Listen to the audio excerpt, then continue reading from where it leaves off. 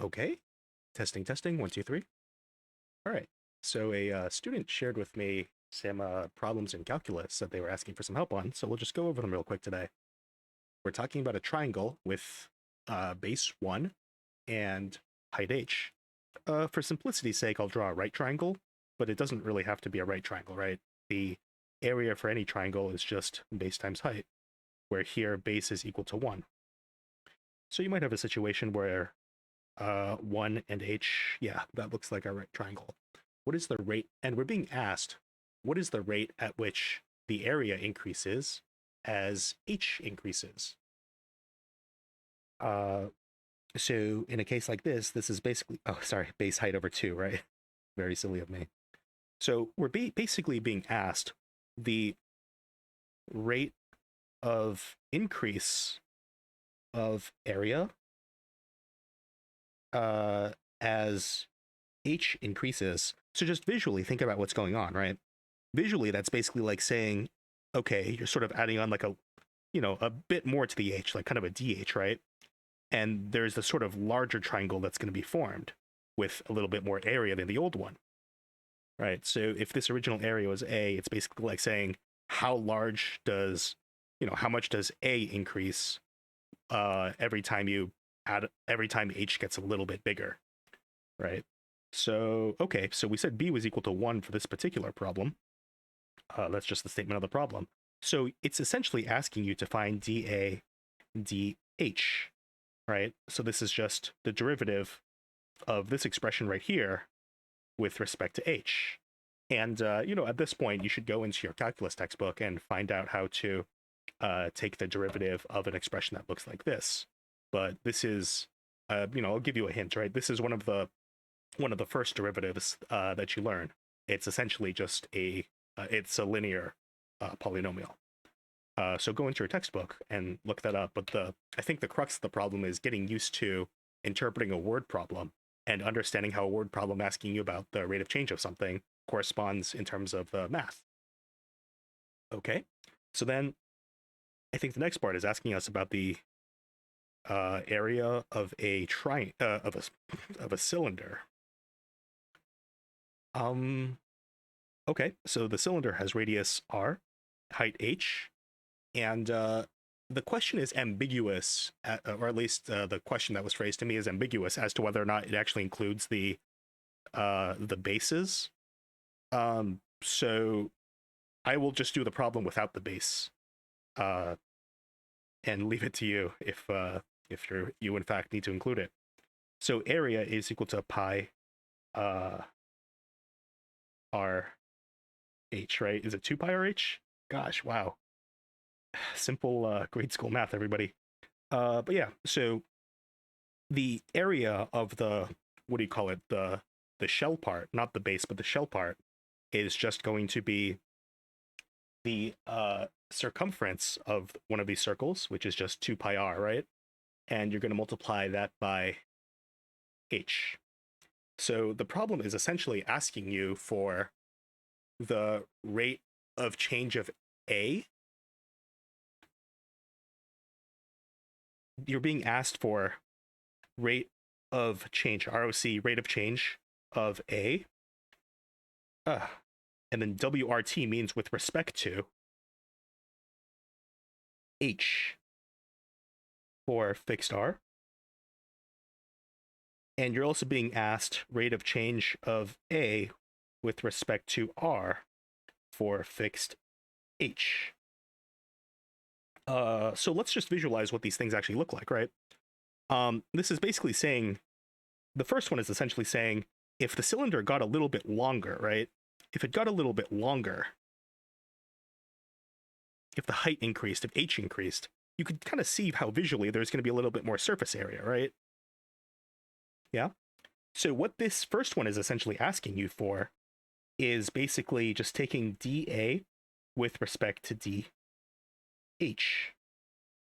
So just look at this expression right here and take the derivative with respect to h, treating r as just a constant, right? So in this particular case, the 2, the pi, and the r, all constants. Just think about them as one big constant and think about how you would take the derivative of h being multiplied by a constant. Again, this is try not to overthink this too much. This is one of the earlier derivatives that you learn, right?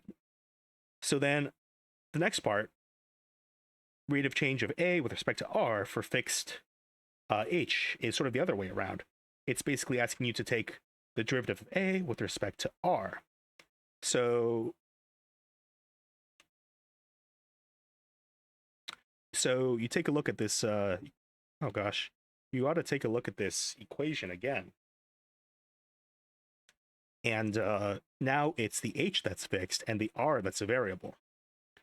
But it's pretty much exactly the same thing, right? Take the derivative with respect to r now, treating the 2, the pi, and the h all as just constants. And again, this is just essentially a linear, or, a first-order polynomial, a linear polynomial. Look up in your textbook for how to take the derivative here. It's been so long since I've done simple problems like these. I'm kind of having a sanity check moment. I'm sure hope that I got the surface area of the cylinder correct, right? For a circle, the circumference is just equal to pi times the diameter, which is 2 pi r. And then you multiply that by the height h. Yeah, okay. Wow. So then the last part of the problem is asking about the rate of change. Okay, and visually, I should also say visually, what is the second part? What is the second part saying? The second part is basically saying that if the height was unchanged and instead you got a larger radius, right? The thing is somehow expanding outwards, I don't know, if you can imagine this thing as like a roll of paper towels, right? And you wrap some more layers of the paper towel around it so that the tube gets thicker, right? So that the whole thing gets thicker. You can kind of imagine how the area would increase because it's thicker now, right? So visually, that's what this corresponds to. It's that cylinder getting thicker and having more area. So then the last part is basically saying the rate of change of, what is it asking for? Rate of change for fixed h as r changes. Sorry, I said that wrong. The rate of change of h with respect to r for fixed a. So to do this, you basically have to solve for h in terms of r. So that just means h is equal to a divided by 2 pi r. You can see this is just the exact same equation we had over here. I'm just moving the 2 pi r to the other side. H is equal to a over 2 pi r. And we're being asked to find dh over dr. So this one is a little bit harder than the others.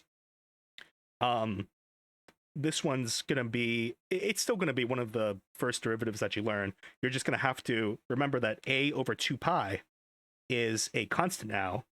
And then the 1 over r, you can sort of think of 1 over r as being, yeah, maybe let's rewrite it this way. Rather than a over 2 pi r, I'm going to rewrite it as a over 2 pi times 1 over r. So you need to go up in your textbook and look at how to take the derivative of a function that looks like 1 over r, or 1 over x, or, whatever, what have you. But visually, I'll give you a hint, right? This is basically saying that if the area of the cylinder was, demanded to be unchanged, like let's say that we have a certain amount of material, right, to make the cone, and that material is fixed. We can't use more or less than the exact amount that we have. It's basically saying, all right, if you made the thing a little bit wider, right, if you increased r, well, then naturally the height of the cylinder would have to change in order to keep that area fixed, right? And in fact, we can tell even a little bit more. As the radius increases and the thing expands outwards, the height's actually got to decrease. The height's actually got to shrink a little bit in order to keep that thing, in order to keep the area fixed. So that's sort of my visual or intuitive hint to you that, in fact, you should be getting a negative sign somewhere, right? You should be expecting that dh over dr should be negative, should have a negative sign times a bunch of stuff. And I'll leave it to you to figure out what that stuff has to be. again, go into your textbook and look up how to take the derivative of something that looks like this. So yeah, that's basically it.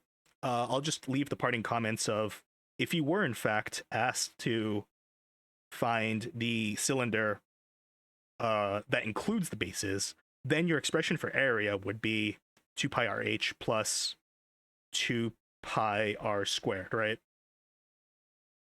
I'm suspecting that this is not what they have in mind, because this makes stuff a little bit nasty. But who knows? In principle, everything would be the same, right? You would still be finding dAdH, dAdR, or dHdR in each case. Just the computations would be a little bit nastier because you have this extra term. But, in principle, everything should be doable. Yeah, that's where I think, okay, it's really not that bad. You know what? Let's just go with the extra step and show you. Just talk a little bit more about if you have to account for this extra term. So dAdH is, in fact, no different, right?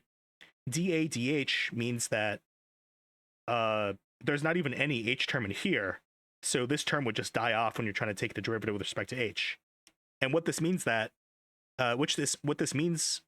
visually is that as you increase the height of the cylinder, right, the amount of surface area increases, but that increase is associated with the curved part. The amount of area coming from the bases doesn't change at all when you're increasing the height of the thing, which makes sense, right? If you're increasing the height of the thing, why would the area of the base change? And that corresponds to this term. Just when you're taking the derivative with respect to H, this term is just going to die off. Now, okay, what? dA with respect to dr? Well, now you're increasing the radius, so the area associated with the curved part changes, and the area associated with the bases also changes. So you'll have to look up how to take the derivative of something that has an R squared term. And then the last part, you're still going to solve for H. Yeah, you're still going to have to solve for H. It's just going to look a little bit different because there's that other term to account for. Solve for H in terms of R, and then take the derivative, looking things up, looking up what derivatives you finally encounter as you go along. But yeah, that's where we'll end it for today.